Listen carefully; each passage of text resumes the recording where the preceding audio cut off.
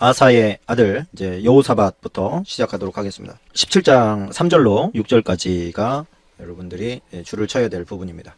여호와께서 여호사밧과 함께 하셨으니, 그러니까 하나님께서 여호사밧과 함께 했다, 이것만큼 좋은 기록이 없겠지요. 그럼 되는 겁니다. 뭐 더 바랄 것도 없습니다. 자, 여호와께서 여호사밧과 함께 하셨으니 이는 그가 그의 조상 다윗의 처음 길로 행하여 바알들에게 구하지 아니하고 오직 그의 아버지 하나님께 구하며 그의 계명을 행하고 이스라엘의 행위를 따르지 아니하였음이라 그랬습니다. 이스라엘의 행위라는 것은 우상 숭배를 말하는 것이죠. 또한 여기에서 말하는 바알들이라고 하는 것은 하나님을 제외한 다른 신들을 총칭할 때 이제 바알들이라고 하는 그런 표현을 사용합니다. 오직 하나님 한 분만 섬겼다, 그런 얘기라고 우리가 볼 수가 있습니다. 여호사밧 왕은 이스라엘의 유대의 특별히 위대한 왕 중에 한 명입니다.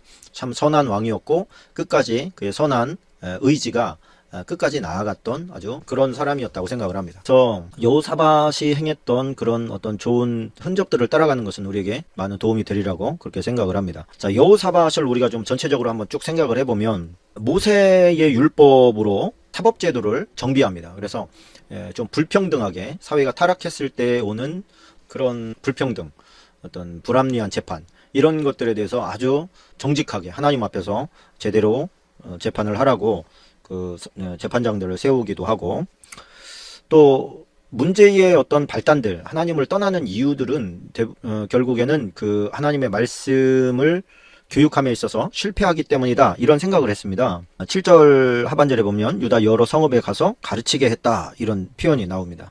이 교육 시스템을 활성화시키는 것을 우리가 보게 됩니다. 그래서 이 여호사밧 때에 하나님께서 주신 평화의 기간 동안 이 평화의 기간을 그가 그냥 가볍게 흘리지 않고 그 평화의 기간을 아주 잘 정비합니다. 정비하는 데 사용하는데, 첫 번째는 종교개혁을 합니다. 종교개혁을 해서 이방 신상들을 다 제거하는 이런 일들을 아버지 아사를 이어서 계속해 나가게 되고, 두 번째는 전 국토를 요새화합니다. 그래서 17장 1절 2절에 보면 이스라엘을 방어하되 유다 모든 견고한 성읍에 군대를 주둔시키고 또 유다 땅과 그의 아버지 아사가 정복한 에브라임 성읍들에 영문을 두었더라. 그래서 전 국토를 요새화시켜서 북이스라엘이 쳐들어왔을 때 또는 외세가 쳐들어왔을 때 잘 방비할 수 있도록 준비하는 거, 이게 참 훌륭한 일이죠. 조금 전에 얘기했던 교육사업과 사법제도를 정비하는 것이 7절로 9절까지 나옵니다. 그리고 나중에 보면 이제 모압과 암몬이 연합군을 만들어서 쳐들어오게 되는데 그것을 하나님의 도우심으로 말미암아 잘 정비합니다. 그때 하나님께서 그들 때문에 이제 걱정하는 그 여호사밧에게 걱정할 거 없다, 넌 찬양대를 만들어서 찬양하라, 이렇게 너는 지켜보기만 해라, 그 말씀을 그대로 믿고 여호사밧이 찬양대를 만들어서 찬양을 하면서 적에게 나아가는 어떤 뭐 세상적으로 보면 정신없는 짓이고 믿음으로 보면 강력한 믿음으로 나아갔던 모습을 보게 됩니다. 그것 때문에 하나님께서 이제 성경에 보면 이제 복병을 두어서 그들이 이제 자중질환이 일어나가지고 서로 지들끼리 막 싸우고 막 이래가지고 승리를 거두게 되고, 엄청나게 많은 전리품을 3일 동안 막 거두게 되고, 3일 동안 거둔 다음에는 또 하나님 앞에 감사의 제사와 더불어 찬양의 제사를 올리는 이런 일들이 이제 전반적으로 일어나게 됩니다. 자, 일단 10절에 보니까요, 이런 말씀이 있습니다. 10절. 제가 지금 이렇게 설명드린 데는 다 언더라인을 치시든지 또 박스 표시라는 것은 박스 표시하시면 됩니다. 여호와께서 유다 사방의 모든 날에 두려움을 주사 여호사밧과 싸우지 못하게 하셨다. 이것도 밑줄을 이제 좀 쳐놓으면 좋겠지요. 무슨 얘기예요? 이게 싸우지 않고 이기는 방법이 가장 좋은 방법이라고 하지 않습니까? 여호사밧이 워낙에 하나님의 말씀에 굳건하게 서 있고 빈틈이 없다 보니까 주변 국가들이 함부로 하지를 못하는 거예요. 두려워하는 마음이 들어간 것이죠. 두려운데 어떻게 싸워? 그냥 조용히 있는 것이죠. 그 조용히 있는 가운데서는 또 자기들이 할 일을 제대로 하면서 나라를 굳건하게 하는 거예요. 우리가 어떤 문제가 발생했을 때 그 문제를 해결하기 위해서 우리가 막 정신없이 신경 쓰는 것보다 오히려 자기 자신을 하나님 앞에 온전하게 세우는 그것에 집중하는 것이 적을 이기는 방법입니다. 우리가 문제를 해결해 달라고 기도할 게 아니라 우리 자신이 하나님 앞에 온전히 서 있게 되면 하나님께서 그를 괴롭히는 일들을 제거해 나가시는 거예요. 그래서 우리가 어떤 문제에 집중할 게 아니라 하나님께 집중해야 돼요. 그 문제의 해결을 위해서 하나님께 집중하는 게 아니라 하나님에게 그냥 집중하면 하나님께서 그 나머지 문제들을 다 처리해 주시는 것과 같은 것입니다. 다른 나라들, 그가 온전히 하나님만 섬겨 나가고 또 자기 일에 집중할 때에 그 주변 국가에서는 야, 이 위대한 왕이 쟤네들 나왔다, 함부로 건들면 안 되겠다. 그래가지고요, 그 11절에 보니까 블레셋 사람들 중에서는 여호사밧에게 예물 드리며 은으로 조공을 바쳤대. 아라비아 사람들도 짐승 때 순양 7,700마리와 수염소 7,700마리를 드렸대요.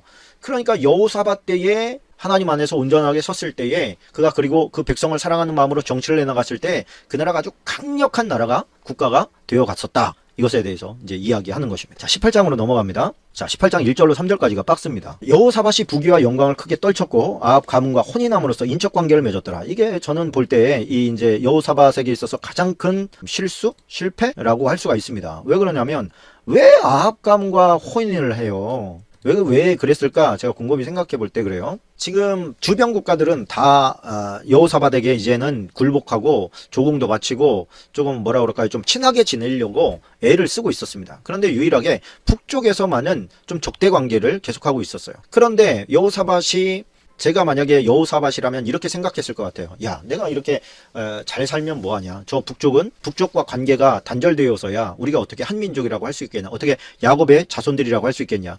저 북쪽 지파와 손을 잡고 함께 동맹관계를 맺으면서 결국 궁극적으로는 하나의 민족으로 나아가야 되겠다. 이렇게 생각했던 것 같아요. 왜냐하면 앞뒤 문맥을 보고 그가 취한 행동들을 보면 그렇습니다. 자, 그렇게 생각을 했을 때 그가 올라가요. 올라가서 아합을 만납니다. 아합을 만나서 당신과 내가 이렇게 지낼 그런 사이가 아니지 않습니까? 또 이제 남쪽에서 적대 관계에 있었지만 우리도 예전에 그 김대중 대통령이 북한에 갔을 적에 뭐 엄청난 환영을 받지 않았습니까?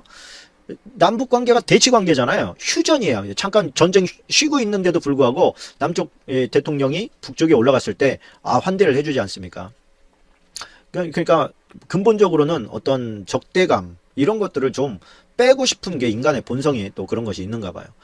또 여호사밧이 북쪽으로 올라가서 인사했더니 그때에 이제 그 누굽니까? 그 북이스라엘의 왕이 아합인데 아합이 아주 두 손 번쩍 들고 환영을 한 거예요. 어서 오시오. 우리가 당신이 이렇게 와줘서 내가 얼마나 좋은지 모르겠어. 우리 어떻게 하면 더 친하게 지낼 수 있겠어. 그랬더니 아합 왕의 그 딸이 결혼할 나이가 된 것 같던데 우리 아들도 결혼할 나이가 됐습니다. 우리 함께 그러면 자식들을 한번 결혼시키십시다. 당신이 이 북쪽까지 왔으니 내 딸을 당신에게 시집 보내겠어.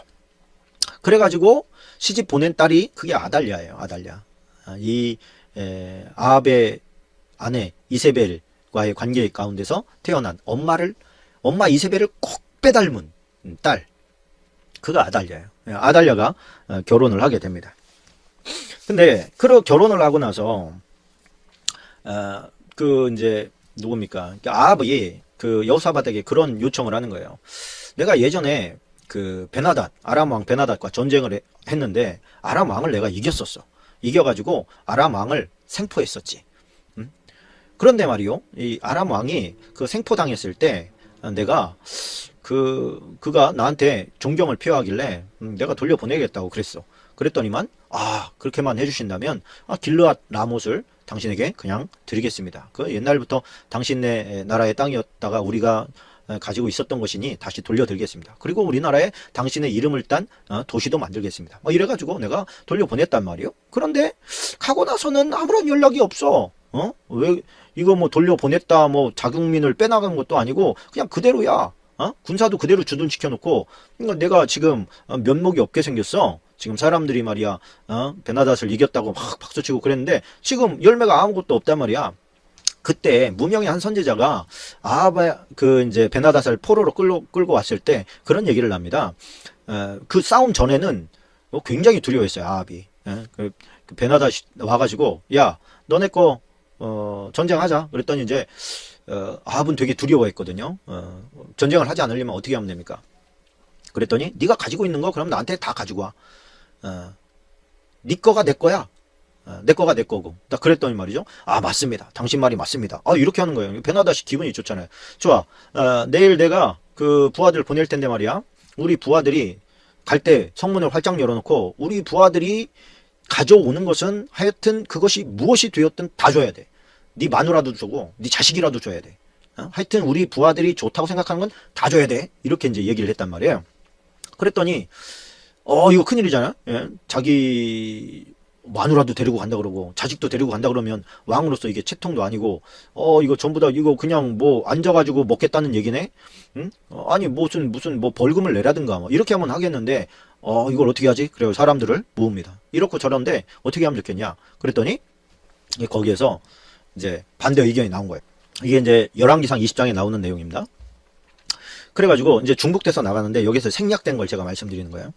한 선지자가, 무명의 선지자가 와가지고 아합왕이여, 당신과 이세벨이 이 땅에 얼마나 악한 짓들을 많이 했는지 하나님이 알고 계십니다. 그러나 당신에게 기회를 하나님께서 한번 주시기로 하셨습니다. 당신과 지금 저 아람과 전쟁을 벌일 텐데 저 전쟁에서 당신에게 하나님께서 승리를 주시겠다고 하셨습니다. 그 승리가 당신이 이길 수 없는 전쟁에서 이기게 되면 당신이 이것은 틀림없이 하나님의 능력이다라고 하는 것을 당신이 깨닫기를 원하시기 때문입니다. 그러니 잊지 말고 반드시 기억하시오. 자, 이해가 되죠? 그래서 이제 그럼 어떻게 하면 되냐? 당신이 그 아끼는 사람들부터 전쟁에 내보내시오. 나가서 전쟁하시오. 그래가지고 나가서 이제 전쟁을 하려고 했더니 베나닷이 야, 그 왕이 나오네. 저거 하여튼 사로잡아라. 그래가지고 사로잡으려고 했는데 오히려 역공을 당해가지고 베나닷이 간신히 본인만 도망을 갑니다. 그래서 나라를 정비하고 다시 쳐들어오는데 이번에는 베나닷이 포로로 잡힌 거예요. 아까 말씀드린 것처럼 포로로 잡혀가지고 그러면 그때 이제 한번 지구서 그 베나닷이 아람으로 도망갈 때에 선지자가 나와서 다시 와서 그럽니다. 당신 이번에 승리했는데 이것이 끝이 아닙니다. 국가를 군인들을 정비해가지고 다시 쳐들어올 테니까 당신 대비하고 계시오. 그때도 하나님께 승리를 주실 겁니다. 그래가지고 이제 다시 온 적들을 맞이해가지고 또 대승을 거두고 그 다음에 이번에는 베나닷을 생포합니다. 그 생포할 때에 이제 그때에 그 베나닷이 아주 비굴해져요. 목숨을 구걸하기 위해서 당신은 정말 위대한 왕입니다. 나는 당신의 종입니다. 막 이렇게 했더니 말이죠. 아합이 갑자기 막 기고만장하고 막 기분이 좋아가지고 자기보다 큰 나라에서 자기한테 막 빌빌거리면서 막 약간 아부성 발언도 하고 막 이러니까 갑자기 어라 이거 봐라 죽이는 것보다는 이거를 조금 우리나라 수도로 사마리아로 데리고 가가지고 조금 백성들한테 내가 얼마나 대단한 사람인지 조금 부각시켜야 되겠다. 이런 생각을 하고 오는데 선지자가 그러는 거예요. 이제 왔다가 이제 그런 약속을 받아내고 길르앗 라못을 주겠다 뭐 어쩌고 저쩌고 그래서 이제 돌려보냅니다. 그런데 그 선지자가 다시 와가지고 당신이 왜 베나닷을 하나님께서 죽이려고 한 그 베나닷을 돌려보냈습니까? 당신이 그 사람의 생명을 대신하게 될 겁니다. 이런 이제 악담을 들으니까 막 속이 상해가지고 말이죠. 그런 장면이 나와요. 근데 지금 이제 여호사밧과 혼인을 맺은 다음에 국력이 이제 우리가 동맹 관계라면 당신 나 좀 도와줘야 되겠다. 그래, 무슨 일입니까? 내가 길르앗 라못을 얻기로 했는데, 그 베나닷이 주지를 않는다. 거기 가서 우리 정보를 하자. 그래, 좋습니다. 내 군대가 당신의 군대입니다. 그런데 혹시 우리는 전쟁할 때에 하나님 앞에 제사를 드리고 하나님께서 승리를 주실지 안 주실지에 대해서 하나님께 묻습니다. 하나님께 물을 만한 선지자가 있습니까 없습니까? 그러고 이제 묻습니다. 그랬더니만 선지자 많지요. 그러고서 그 베델과 단에다가 세운 그 송아지 우상의 제사장들 또 선지자들 잔뜩 막 데리고 오는 거야. 한 400명 정도. 5절에 보니까 한 400명을 갖다가 이스라엘 왕이 이에 선지자 400명을 모으고 그들에게 이르되 우리가 길르앗 라못에 가서 싸우리야 말랴하니 그들이 이르되 올라가소서 하나님이 그 성읍을 왕의 손에 붙이시리이다 이렇게 얘기하는 거예요. 그러니까 그 역사에 해박한 여호사밧은 그곳에 있는 선지자들이 다 어용이라는 걸 알아요. 가짜들이라는 걸 아는 거죠. 그래서 이 사람들 말고 진짜 선지자를 좀 불러주십시오. 그랬더니 선지자가 거의 이제 없고 미가야라는 한 사람이 있는데 그 사람은 나한테 영 재수없는 소리만 해. 그 사람 부르고 싶지가 않아요. 그랬더니 그런 소리 하지 마십시오. 원래 진짜들은 그렇게 하는 겁니다. 불러주십시오. 그래가지고 미가야를 불러옵니다. 미가야를 불러오는데 다른 사람들이 선지자들이 그러는 거예요. 야, 너 말 똑바로 해라. 말 좋게 해라. 이번에도 왕 기분 나쁘게 했다간 죽을 줄 알아. 막 그러는 거예요. 그러니까 미가야가 와가지고 무슨 일로 부르셨습니까? 야, 우리가 전쟁 나가려는데 승리하겠냐 실패하겠냐? 나가십시오. 승리할 겁니다. 그랬더니 야, 너 지금 왜 그러냐 갑자기? 그냥 하던 대로 해. 그랬더니만 제가 계시를 받았는데 한 영이 나와가지고 여호와 앞에 서서 말하되 누가 저 사람을 하나님께서 누가 저 아합을 꾀어서 나가서 죽게 하겠느냐? 그랬더니 다른 어떤 천사가 나와가지고 내가 꾀겠습니다. 그래서 네가 어떻게 꾀려고 그러냐? 그랬더니 모든 거짓 선지자들의 입에 들어가가지고 거짓말을 하게 해서 그 거짓말로 나가서 전쟁을 하게 해서 그 전쟁터에서 죽게 하겠습니다. 그래, 나가서 그대로 하라. 그래가지고 나가서 전쟁을 해서 패전하는 것까지 내가 봤습니다. 이렇게 얘기하는 거예요. 그랬더니 아합이 여호사밧한테 거봐 제가 어디 좋은 얘기 하는 거 봤어? 아유 맨날 재수없는 얘기만 해. 아유 짜증나. 아유 야 꺼져. 그리고서 가자. 그리고서 뭐 그 메시지를 듣는 둥 마는 둥 하고 여호사밧도 그냥 분위기에 휩쓸려서 전쟁에 나가고 말아요. 전쟁에 나갔는데 전쟁에 나갔을 때 이제 그 누굽니까? 아합이 그런 얘기를 하는 거예요. 나는 일반 병사처럼 하고 나갈 테니까 당신은 왕처럼 하고 뒤에 있으시오. 이런 이제 트릭을 써가지고 이제 전쟁에 나갔단 말이에요. 근데 저 북쪽에서는 아니 참 이 아람에서는 뭐라고 했냐면 야 다른 놈 건들 거 없어. 왕만 죽여. 하여튼 왕 죽이는데 집중해. 그럼 다 끝나는 거야.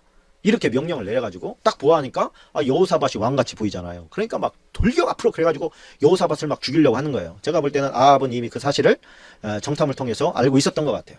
오히려 여호사밧을 죽이려고 했던 거 아닌가 그런 생각까지 제가 해봤습니다. 그럴 가능성이 농후해요. 왜 그러냐면 그가 죽게 되면 이스라엘 유대의 탁월한 왕을 잃게 되고 그렇다면 북쪽의 아합 왕이 남쪽 유다까지 집어삼키기가 수월해져 버리잖아요. 군사도 거기 와 있으니까 우리 동맹관계인데 당신네 왕이 죽었으니까 너희들은 나를 따르라 이렇게 해가지고 해버리면은 정복이 쉽잖아요. 그래가지고 여호사밧을 막 공격을 하니까 여호사밧이 아이고 나 죽네 나는 이스라엘의 왕이 아니다 막 그러면서 또 도망을 가요. 그랬더니만 이제 진짜네. 그러고서 다시 전쟁 소용돌이 가운데 막 휘몰아치는 가운데 어떤 사람이 우연히 활을 쐈는데 그것이 누구에게 왕의 이스라엘 왕의 갑옷 솔기 그러니까 33절에 보면 갑옷 솔기에 딱 맞아버려요. 그래가지고 왕이 갑옷에 이게 화살을 맞았으면 어떻게 되겠습니까? 빨리 데리고 나가야 되잖아요. 그런데 내가 부상했으니 빨리 나가라 그랬더니만 그날의 전쟁이 맹렬하니까 이게 뭐 이곳저곳에서 다 피 흘리면서 막 싸우고 나가고 뭐 길도 없고 시체 넘어가야 되고 그러다 보니까 못 빠져나가고 결국에는 과다출혈로 죽게 되었습니다. 그 죽은 모습을 보고 여호사밧은 이제 평안이라고 하기보다는 안전하게 돌아오게 됩니다. 그게 이제 19장 1절이죠. 유다왕 여호사밧이 평안히 예루살렘에 돌아와서 그의 궁으로 들어가니라. 하나니의 아들 선견자 예후가 나가서 여호사밧 왕을 맞아 이르되 왕이 악한 자를 돕고 여호와를 미워하는 자들을 사랑하는 것이 옳으니까. 자 여기에서의 예후가 나오는데 이 선견자 예후예요. 선견자 예후. 이 선견자 예후에 대해서 우리는 조금 생각을 해봐야 되는데 이 자리에 보니까 하나니라고 하는 아들이 나오잖아요. 하나니의 아들 선견자 예후 이렇게 나오잖아요. 하나니가 누구냐? 하나니는 그 여호사밧의 아버지 아사가 잘못했을 때 직고했던 선지자입니다.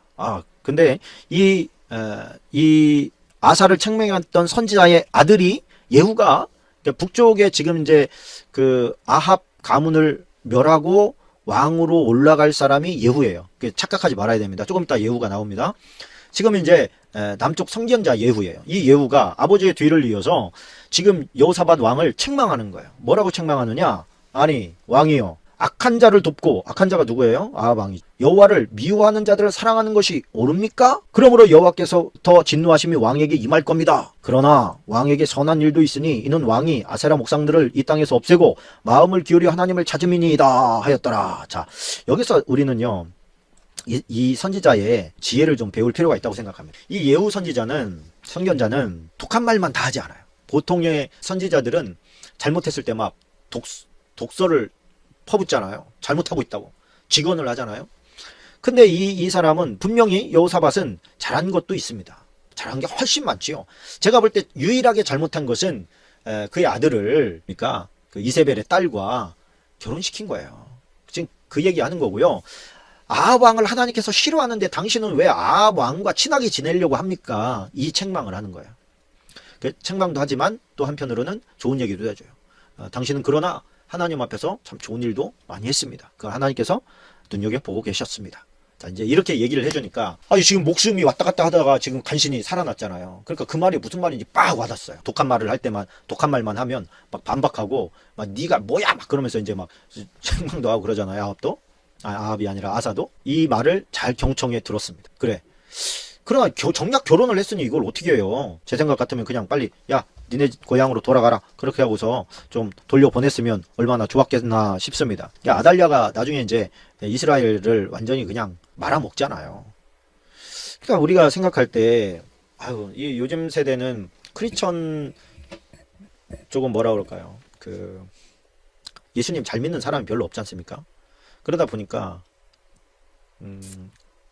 좀 결혼해서 잘 뭐라 그럴까요? 그 뭐라 그래요? 전도하지 뭐 이런 생각, 가벼운 생각으로 결혼하는 경우가 참 많은 것 같습니다. 그런데 그런 방법이 아니면 참 결혼할 기회가 너무 없는 것 같다. 제가 보기에도 그렇거든요.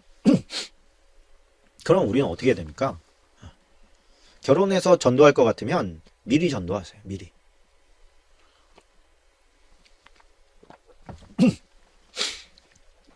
결혼하면 다닐 거예요. 이렇게 말하는 거 믿지 마세요.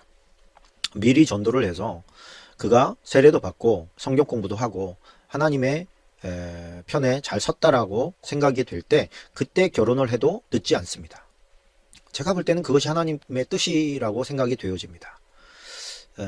그 전에 막 서둘러 가지고 가서 평생 고생하지 말고 그냥 하나님의 말 당신이 나와 결혼하고 싶다면 나는 크리스천하고 할 마음을 굳혔기 때문에 당신이 제대로 된 크리스찬이 되어 주시오. 이렇게 하는 것이 참 좋겠지요. 어쨌든 예후의 그런 그 어떤 충고 내지는 그런 경고를 잘 새겨 듣고 그 이후에 여호사밧이 그 나라를 아주 잘 정비하고 또 이끌어 갑니다. 하나님 앞에 온전히 섰던 그런 사람입니다. 예를 들어서 그 재판관들을 세울 때 그 여호사밧이 이런 얘기를 합니다. 6절 7절인데요. 재판관들에게 이르되 너희가 재판하는 것이 사람을 위하여 할 것인지 여호와를 위하여 할 것인지를 잘 살피라. 이게 사람을 위한 게 뭘까요? 사람은 뇌물 받고 하는 거예요. 뇌물. 저 사람이 뭐 큰 재물 좀 갖고 오면 재물 갖고 왔구나. 그리고 그 사람을 위해서 하는 것. 그게 사람을 위해서 하는 것입니다. 여호와를 위한 것인지는 뭐예요? 이게 공명정대하게 하는 것을 말하는 겁니다. 너희가 재판할 때 여호와께서 너희와 함께 하심이니라. 그런즉 너희는 여호와를 두려워하는 마음으로 삼가 행하라. 우리 하나님 여호와께서는 불의함도 없으시고 치우치심도 없으시고 뇌물을 받는 일도 없으시니라. 그러면서 너희가 재판을 아주 공명정대하게 해야 된다라고 하는 그런 그 법관 시스템을 재판 시스템을 만듭니다. 이 법제도를 제대로 하는 것이 왜 중요하냐면 법제도를 제대로 하지 않으면 힘의 논리로 가게 됩니다. 힘 있는 사람이 무조건 이기게 돼 있습니다. 우리나라는 법치국가니까 대통령도 감옥에 가고 삼성의 그 큰 재벌의 아들도 감옥에 가는 거 아니겠습니까? 법치. 그래서 왕치가 아니에요. 법치예요. 법으로 다스리는 나라다. 그거예요. 하나님의 법. 그것은 곧 다시 말하면 하나님을 말하는 것이기도 합니다. 여호와께서 주신 법이기 때문에 그래요. 그래서 하나님의 법으로 재판을 하는 거. 제대로 재판을 해라. 이런 주문을 하는 것 자체가 이 왕이 얼마나 괜찮은 사람인지를 알게 됩니다. 그리고서 이 왕이 얼마나 괜찮은 사람이냐면 4절에 보면 또 이런 표현이 나와요. 여호사밧이 예루살렘에 살더니 다시 나가서 브엘세바에서부터 에브라임 산까지 민간에 두루 다니며 그들의 조상의 하나님 여호와께로 돌아오게 하고 왕이 막 전도를 다녀. 이게 얼마나 참 은혜스럽습니까?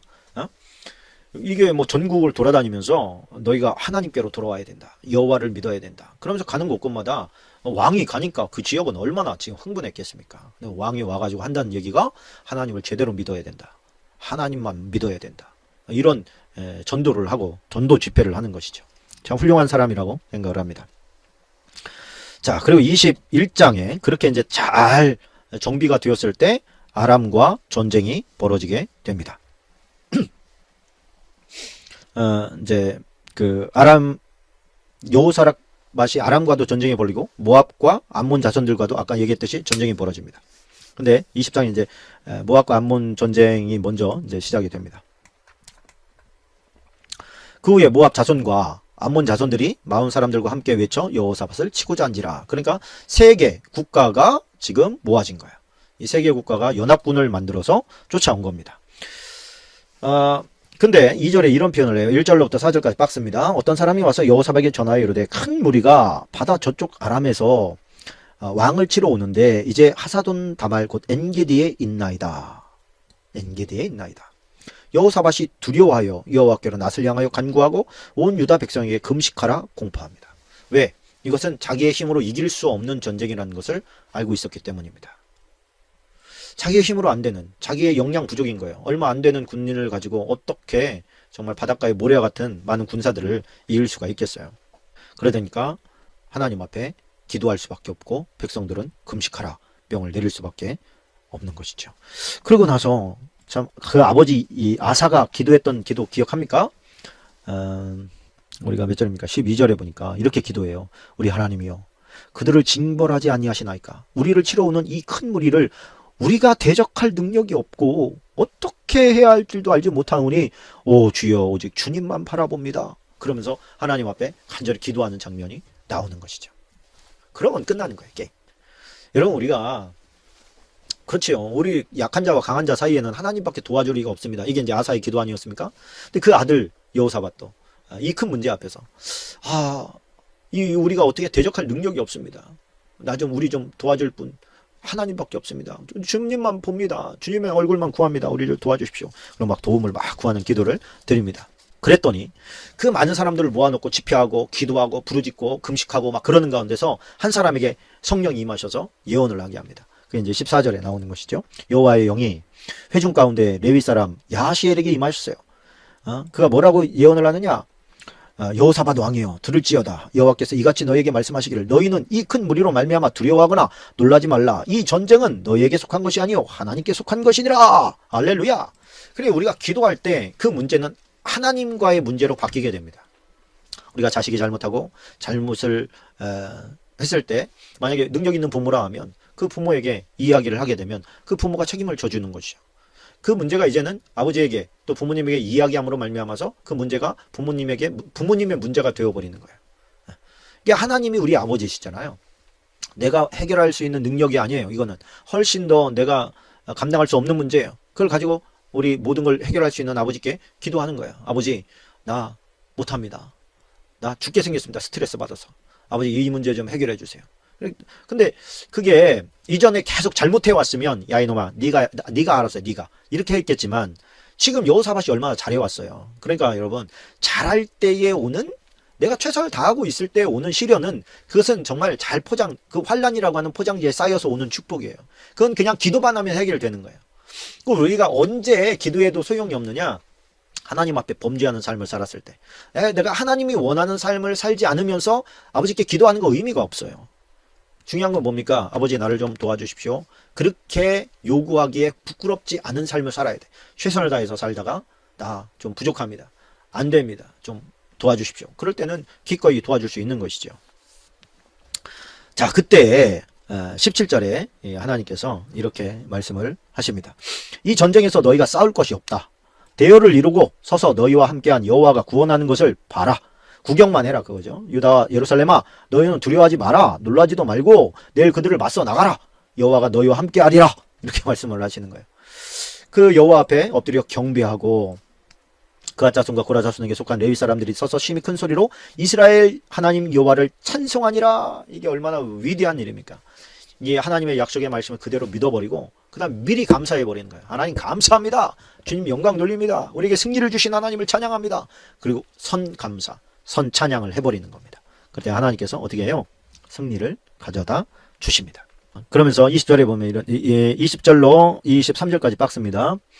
백성들이 아침에 일찍 일어나서 드고와 들러 나가니라. 나갈 때 여호사밧이 서서 이르되 유다와 예루살렘 주민들아 내 말을 들을지어다. 너희는 너희 하나님 여호와를 신뢰하라. 그리하면 견고히 서리라. 그의 선지자들을 신뢰하라. 그리하면 형통하리라.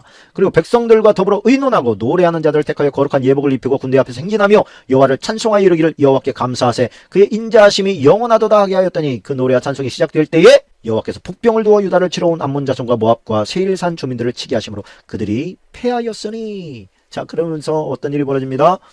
암몬과 모압 자손이 일어나 세일산 주민들을 쳐서 진멸하고 세일 주민들을 멸한 후에는 그들이 서로 쳐 죽였더라. 다 죽었어요. 시체뿐입니다. 그랬더니 백성들이 나가가지고 그 사람 죽은 사람들 물건 그 전리품들을 탈취할세 먼저 그 가운데 재물과 의복과 보물이 많이 있으므로 각기 탈취하는데 그 물건이 너무 많아 능히 가져갈 수 없을 만큼 많으므로 사흘 동안 거두어들이고 넷째 날에 무리가 브라가 골짜기에 모여서 거기서 여호와를 송축한지라. 그러므로 오늘날까지 그곳을 브라가 골짜기라 일컫더라. 브라가라는 것은 축복의 골짜기 그런 뜻입니다. 축복의 골짜기. 이 죽음의 골짜기, 저주의 골짜기, 환난의 골짜기, 절망의 골짜기가 기도와 찬양으로 말미암아서 축복의 골짜기로 바뀌는 걸 보세요. 할렐루야. 할렐루야! 그거죠. 우리에게 희망은 그겁니다. 하나님께 붙어서 사는 겁니다. 그럴 때 하나님께서 우리에게 승리를 주실 줄로 믿습니다. 자, 조금 뒤로 넘어가십시다.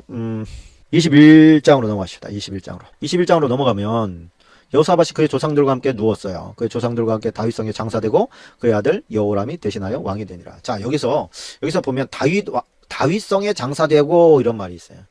이게 무슨 얘기냐면 가장 영광스럽게 장례를 치르게 되었다. 뭐 그런 뜻입니다. 다윗성에 다윗이 이제 조상이지 않습니까? 그러니까 이스라엘은 장례 문화가 어떠냐면 일단 굴을 파고 그 안에다가 그 굴 안에 또 이렇게 사각형으로 파서 시체를 그 안에 이렇게 누워 놓습니다. 그러면 이제 벌레들이 와서 이제 다 갉아먹고 뼈만 남게 됩니다. 한 1년쯤 지나게 되면. 그러면 그 1년쯤 지나서 그 뼈들을 수집해서 그 대대로 조상들이 있는 곳에다가 그 뼈를 이렇게 모아 놓습니다. 그 뼈가 우리나라처럼 한 무덤 있는 게 아니라 수북하게 쌓여 있는 거예요. 그 수북하게 쌓여 있는 곳으로 뼈를 던지면서 조상에게로 돌아갔다. 이렇게 이제 말하는 겁니다. 그래서 2번 장례를 치르는 거예요. 첫 번째는 시체가 다 썩어서 이제 뼈만 남을 때까지 보존하다가 그 뼈를 수거해서 이제는 조상들의 그 무덤에 던져 놓는 거. 그러면 이제 그 조상들의 뼈가 한꺼번에 이제 쌓여 있는 그 모습을 보고 조상에게 돌아갔다. 이렇게 얘기를 하는 것입니다. 다윗성에 이제 다윗의 무덤, 다윗의 뼈가 있는 그곳에 이제 던져지는 것. 그것이 이제 다윗의 왕의 그 이제 가문에 잘 들어가게 된 거예요. 그러나 이제 문득병에 걸렸다든지 심각하게 범죄했다든지 이런 경우에는요, 그 무덤을 다윗성에다 두지 않습니다. 거리를 두어서 좀 떨어지게 만들어 버립니다. 여호사밧이 그렇게 이제 훌륭한 왕으로서 삶을 마감하게 되는데, 이런 여호사밧 왕이라 할지라도 실수가 있어요. 그러니까 사람은 성경에 나온 그 사람들을 보면요, 대부분 실수를 적지 않고 넘어가는 경우가 별로 없습니다. 대부분 다 실수를 했습니다. 하나님께서 일부러 실수한 것을 찾아내시는 것 같아요. 왜? 온전한 사람이 없다는 어떤 하나님의 교만하지 말라고 하는 뜻을 담고 있는 게 아닌가 싶습니다.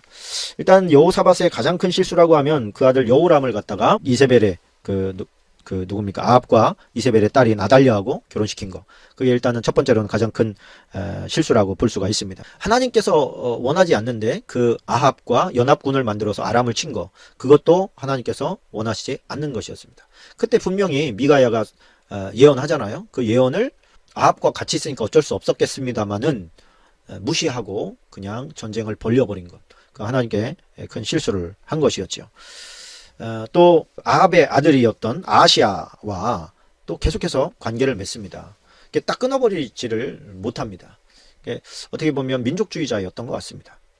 아합이 죽고 나서 아하시야가 이제는 왕위를 보위를 이어받는데 계속해서 동맹을 맺어 나아가는 것을 보게 됩니다. 그러니까 며느리의 친정이잖아요. 그래서 그랬는지 그 동맹 관계를 깨고 싶지 않아서 그랬는지는 모르겠습니다만 잘못된 걸 알면서 계속 갔지요. 그리고서 이제 뭐 하나를 더 친다면 솔로몬의 성전이 있고 나서는 산당을 없애야 됐습니다. 산당이라고 하는 것이 원래는 각 지역에서 예를 들어서 시골의 수도에 서울에 이제 그러니까 그 예루살렘에 성전이 있었잖아요. 그럼 예루살렘 성전까지 오기 힘든 상황이 여러 있었을 거 아닙니까? 그 시골에서 거기까지 제사드리러 올 수 없는 사람들이 제사 지내는 곳이 원래는 산당이었습니다. 그런데 이 산당이 나중에는 종교 복합 시설이 되어버립니다. 거기에 주상도 세우고, 주상이라는 게 이제 바알상을 말하는 거예요. 바알상, 아세라상, 이런 것들이 거기 그 산당 주변에, 그러니까 뭐라 할까요? 종교 박물관 혹은 통합 종교 관 이런 식으로 돼가지고 여기는 여호와께 제사 지내고 여기는 바알, 여기는 뭐 아세라 이런 식으로 해가지고 말이 안 되죠. 그러니까 사람이 조금 뭐라 그럴까요? 잘 모르니까 여러 섬기면 좋잖아 이런 생각.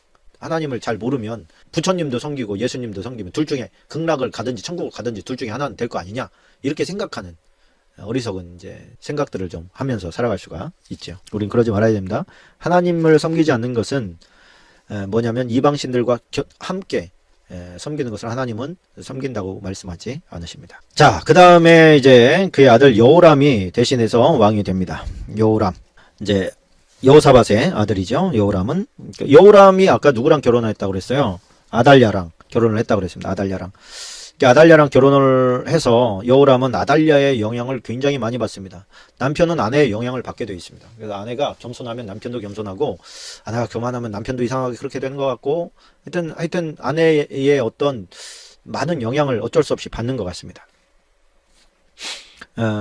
자, 그런데 어떤 영향을 받냐면 4절로 7절까지 우리가 좀 박스 처리를 하고 갔으면 좋겠는데요. 여호람이 그의 아버지의 왕국을 다스리게 되어 세력을 얻은 후에예요. 그에게 힘이 생겼을 때 그런 뜻인 거죠. 그의 모든 아우들, 이스라엘 방백들 몇 사람을 칼로 죽였더라. 그러니까 자기의 어떤 정권에 대해서 반대할 수 있는 세력들을 다 제거했다. 그런 뜻입니다. 이게 이스라엘에는 이런 어떤 저기가 계통이 없거든요. 그러다 보니까 북쪽에 이제 영향을 받은 것이다. 이렇게 아달랴의 영향을 받은 것이다. 이렇게 보는 것이에요. 그러니까 이렇게 세력을 잡은 후에 그 유력한 자들을 다 제거해야 내 보위가 뭐라 그럴까요? 완전히 선다. 이런 생각을 가질 수 있나 봐요. 권력자들은. 그리고 또 그것이 그렇게 되지 않을 때 뒤집히는 일들도 굉장히 많았고. 그래서 그의 아버지 여호사밧의 이제 자식들, 그러니까 배다른 자식들도 있었겠죠. 다 죽여버리고 자기가 이제 자기 혼자만 딱, 이게 이제 그 아달랴의 정신 세계거든요. 아달랴가 그 이제 여호람의 아들 그 누굽니까? 아하시아가 이제 북쪽에 그 인사하러 갔다가 죽잖아요. 여호한테. 그 다음에 아달랴가 오라. 지 아버지도 그러니까 자기 남편이죠. 남편도 죽고 자식도 죽었네. 그리고 저는 이제 딸은 이제 왕이다 보니까 이제 부인 여럿이 있었을 거 아닙니까? 난 자식들을 다 죽여요. 다 죽여버리고 내가 왕이네. 그러고서는 딱 나타나지 않습니까? 그때 이제 간신히 요아스 한 명만 이제 도망가서 이제 살게 되는데, 조금 이따 하십시다. 자, 그래서 우리가 이 이제 4절로 7절까지 박스인데, 여호람이 왕위에 오를 때 나이가 32세라 알 것은 다 아는 나이라는 것이죠. 이제 그 예루살렘에서 8년 동안 다스리는 일을 했습니다. 이스라엘 왕들의 길로 행했대요. 유대의 왕들의 길이 아니라 이스라엘의 왕들의 길로 행해서 아합의 집과 같이 하였으니 이는 아합의 딸이 그의 아내가 되었습니다. 그래서 우리가 신실하게 믿는 배우자를 만나는 것이 그보다도 영적으로 또 육적으로 마음적으로 안정감을 누리는 것이 그보다도 큰 복이 없는 것 같습니다. 그래서 결혼은요, 정략적이어서는 안 됩니다. 그 정략적 결혼은 정말 행복하기 힘들다는 거 우리가 알아야 됩니다. 그러니까 하나님의 뜻을 벗어난 결혼도 결코 행복할 수가 없습니다. 철저히 하나님의 뜻대로 하는 결혼이어야, 말씀의 기준을 둔 결혼이어야만 행복할 수 있다라고 하는 것을 우리가 좀 생각했으면 좋겠습니다. 자, 여호람이 어떤 일을 했느냐? 11절을 좀 우리가 11절부터 15절까지는 박스 하지 말고 밑줄을 좀 긋고 가십시다. 여호람이 유다 여러 산에 산당을 세워, 지금 없애도 지금 될까 말까 하는데 지금 산당을 세웠어요. 예루살렘 주민으로 음행하게 하고 또 유다를 미혹하게 하였으므로 선지자 엘리야가 여호람에게 글을 보내어 이르되 엘리야는 북이스라엘 사람입니다. 그렇죠? 우리가 알다시피 누굽니까? 아합에게 막 경고하고 막 그 하늘에서 불 내리게 하고 막 그랬던 거 아닙니까? 그 북이스라엘 사람이에요. 근데 남쪽에 있는 남쪽 왕 여호람에게 글을 보내요. 편지를 보냈대요. 뭐라고? 왕의 조상 다윗의 하나님 여호와께서 이같이 말씀하시기를 네가 내 아비 여호사밧의 길과 유다 왕 아사의 길로 행하지 아니하고 오직 이스라엘 왕들의 길로 행하여, 북쪽 왕들이 간 길로 행하여 유다와 예루살렘 주민들이 음행하게 하기를 아합의 집이 음행하듯 하며 또 내 아비 집에서 너보다 착한 아우들을 죽였으니 여호와가 내 백성과 내 자녀들과 내 아내들과 내 모든 재물을 큰 재앙으로 치시리라. 또 너는 창자에 중병이 들고 그 병이 날로 중하여 창자가 빠져나오리라 하셨다 하였더라. 그리고서 막 주변의 국가들이 와가지고 여호람을 막 칩니다. 막 주변 사방에서 막 쳐대는 거예요. 그러더니 어떤 일이 벌어져요? 유다를 침략해서 왕궁의 모든 재물도 빼앗기고 아들들과 아내들을 탈취당하고 막내 아들 여호아스 외에는 한 아들도 남지 아니하게 되는 일이 벌어지게 됩니다. 그 모든 일을 보게 한 후에 여호와께서 여호와람을 치셔서 능히 고치지 못할 병이 그 창자에 들게 하셨으므로 여러 날 후 2년 만에 그 창자가 그 병으로 말미암아 빠져나오매 그가 그 심한 병으로 죽으니 백성이 그들의 조상에게 분양한 것 같이 그에게 분양하지 아니하였으며 다윗성의 장사하였으나 열왕의 묘실에는 두지 아니하였더라. 그래 이게 이제 그 여호와를 떠나서 산당을 짓고 그 산당이 그 음행과 직결된다고 얘기를 드렸지요. 예전에 그 바알과 또 아세라 이 신전에서 이제 뭐 이렇게 성관계도 하고 그렇게 함으로 말미암아서 그 누구예요? 바알의 정액이 비다 뭐 이런 생각을 가지고 있었다고 하지 않았습니까? 그런 짓거리를 하니까 하나님께서 그를 창자에 중병이 들었다는 건 뭐냐면 심한 고칠 수 없는 병이 들었다는 것은 뭐냐면 엄청난 고통이 온다는 얘기예요. 그 엄청난 고통의 목적은 죽는 게 아니라 철저히 회개하는 거예요. 그 고통에 해당하는 만큼 철저히 하나님 앞에 회개해서 돌이키기를 원하시는 거죠. 그래서 우리가 아무리 절망적인 상황에 있다 할지라도 하나님 앞에 간절히 기도하면 하나님께서 불쌍히 여겨주셔요. 긍휼이 하나님이시기 때문에. 그렇게 여호람은 죽게 되고 그의 아들이 이제 왕이 되는 장면이 나옵니다. 자, 그 22장 좀 넘어가십시다. 22장 1절에 보니까 예루살렘 주민 여호람의 막내 아들 아하시야에게 왕위를 계승하게 하였으니 이는 전에 아라비아 사람들과 함께 와서 진을 치던 부대가 그의 모든 형들을 죽였습니다. 그러므로 유다 왕 여호람의 아들 아하시야가 왕이 되었더라. 자, 이건 뭐냐면 이 아하시야는 그 누굽니까? 그 이세벨의 딸 아달랴. 이 아달랴랑 여호람과의 관계에서 난 자식이에요. 그러니까 아하시야가 이제 왕이 됐는데 나머지는 이제 다 죽였잖아요. 그 형들을 죽였잖아요. 그러니까 이제 그 막내가 이제 왕위를 갖게 됐습니다. 근데 그때쯤에서 이제 북쪽에 어떤 일이 벌어지냐면 이제 여기에는 안 나오죠. 이제 열왕기서에 보면 이제 나오는 것인데 북쪽이 뒤집혀요. 어떻게 뒤집히냐면 예후. 이 예후가 쿠데타를 일으킵니다. 북쪽에서. 쿠데타를 일으켜서 결국에는 장악을 하게 됩니다. 그래서 예후의 가문이 이제 한 4대를 가잖아요. 자, 근데 그때 해가지고 이제 남쪽 유다에서는 여호람이 이제 죽고 그 아들 아하시야가 이제 보위에 올랐단 말입니다. 보위에 올랐는데 그의 엄마가 누구예요? 아달랴예요.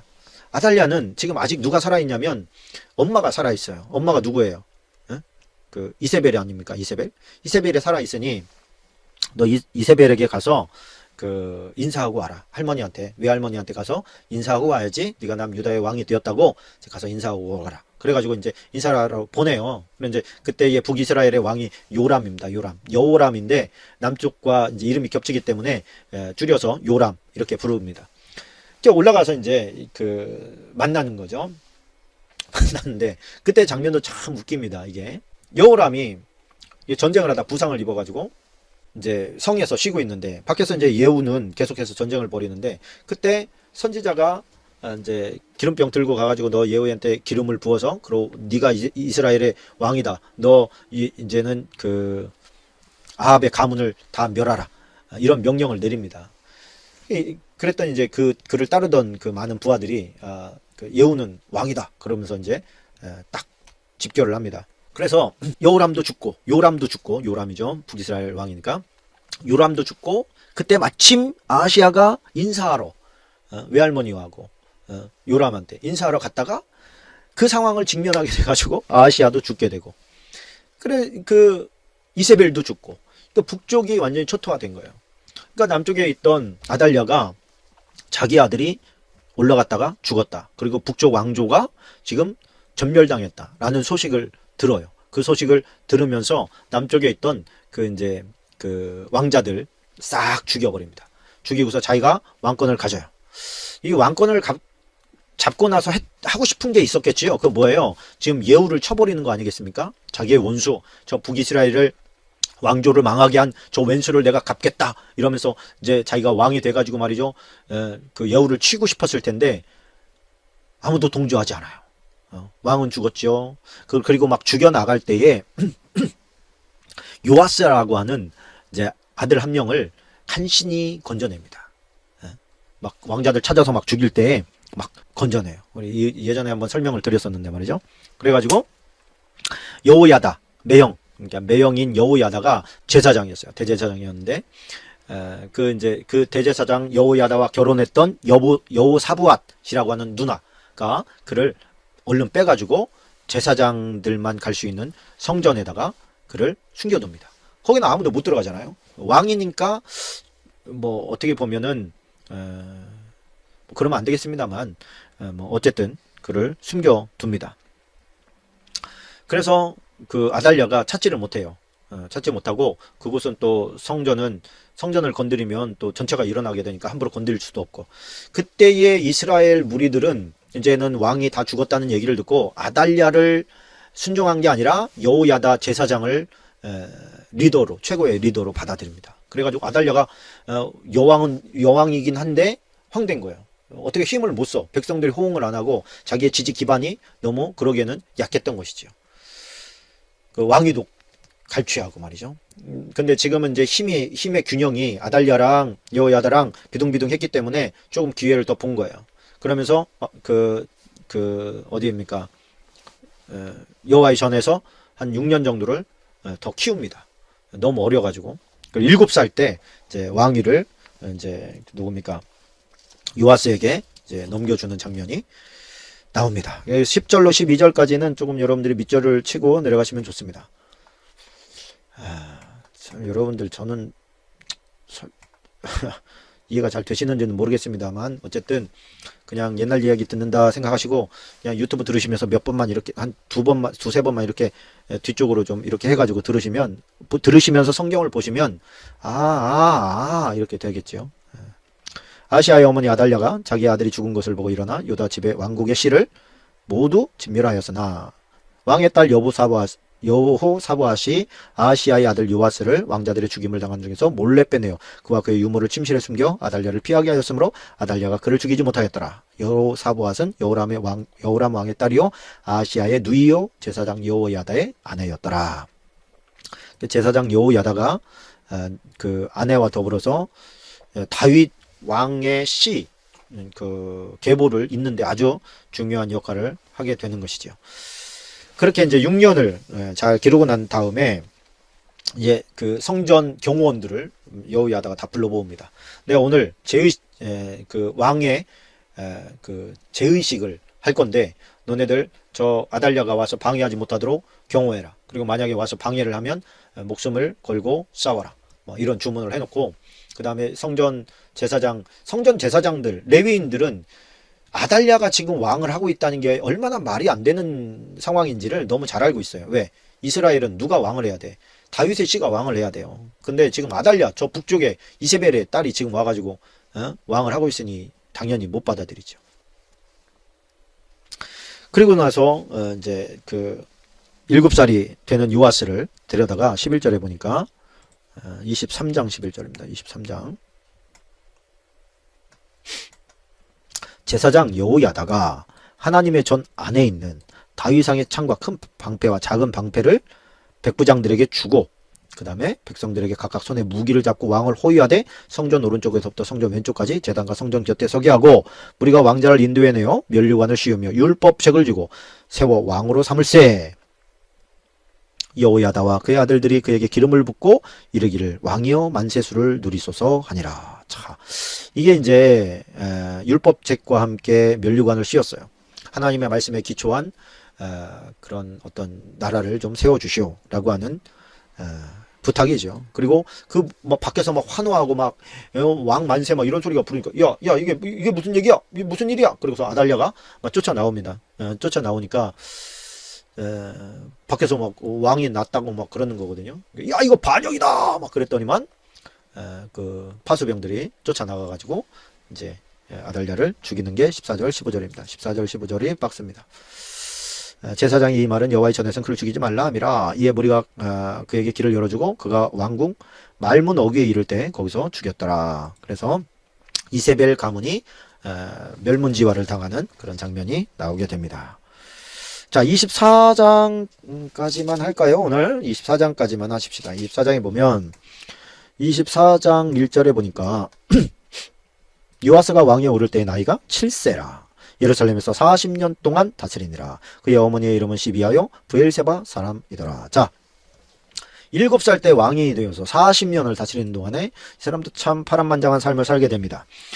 근데 2절에 보니까 제사장 여호야다가 세상에 사는 모든 날에 요아스가 여호와 보시기에 정직하게 행하였으며, 그러니까 반대로 말하면 여호야다가 죽은 다음에는 그가 변질되었다, 그런 뜻이죠.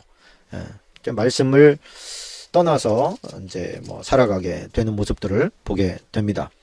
여호야다가 15절로 가서 밑줄을 칩시다. 15절에 보니까 여호야다가 나이가 많고 늙어서 죽을 때 130세예요. 130세에 죽었습니다. 오래 사는 것이죠. 근데 17절에 보니까 여호야다가 죽은 후에 유대 방백들이 와서 왕에게 절하며 왕이 그들의 말을 듣고 방백들의 말을 듣기 시작했어요. 이제 제사장들의 말은 끝났다. 이제 매형의 말은 더 이상 듣지 않아도 된다.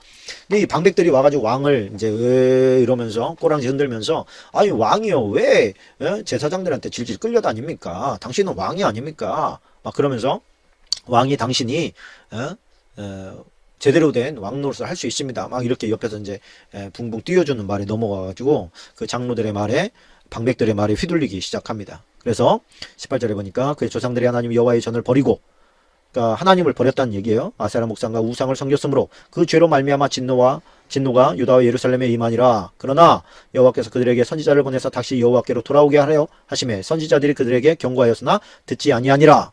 선지자들이 많이 와가지고 경고했는데 듣지 않으니까 자기 매형의 아들인 스가랴를 하나님께서 보냅니다.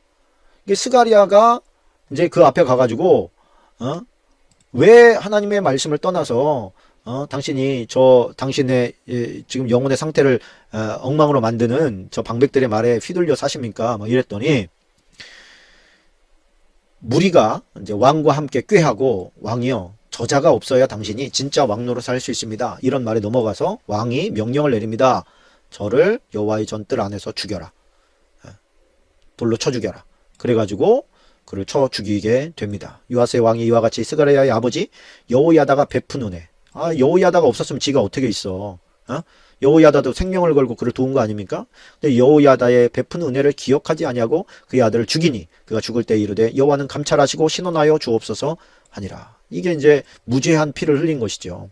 미련 맞은 정치를 편 것이지요. 아람 군대가 요아스를 치러 올라와가지고 예루살렘에 그 아주 그냥 싹싹 왕의 비위만 바치던 방백들을 다 죽이고 노력한 물건을 다메섹 왕에게로 보냅니다. 아람 군대가 적은 무리로 왔어요. 얼마 군사는 되지 않는데 여호와께서 그들을 돕습니다. 그래서 유다 사람들이 조상들이 하나님 여호와를 버렸기 때문에 너희가 이와 같이 징벌을 당하는 것이다. 그러면서 이제 하나님께서 그를 치시는 장면이 나오게 됩니다. 그 은혜를 기억하지 않고 악을 행하면 저주 가운데 있게 됩니다. 그래서 우리가 누구에게 은혜를 받은 것은요, 잘 간직하고 있다가 기회가 올 때 갚을 수 있으면 너무 좋습니다. 그렇지 못한다 할지라도 고마운 마음을 가슴에 품고 늘 기도하는 삶을 살아야지, 이렇게 은혜를 원수로 갚으면 하나님께서 가만히 있지 않지요. 참 우리가 하나님 앞에서 참 경고를 주시는 것은 겸허하게 받고 또 순종할 수 있는 저와 여러분 되시기를 축원합니다. 기도합니다. 좋으신 아버지 감사합니다. 오늘도 우리 주님과 함께 할 수 있게 도와주셔서 감사하고, 하나님의 말씀 우리의 생명처럼 귀하게 여기며 그 말씀에 순종할 수 있는 삶을 살아갈 수 있도록 은혜 베풀어 주옵소서. 예수님의 이름으로 기도합나이다. 아멘. 자, 오늘 역대하 24장까지 했네요. 역대하 24장까지 했는데 잘 받으셨는지 모르겠습니다. 볼 때마다 우리 더 많이 행복하게 즐겁게 성경 공부했으면 좋겠습니다. 네, 감사하고요. 오늘 여기까지 하도록 하겠습니다. 수고하셨습니다.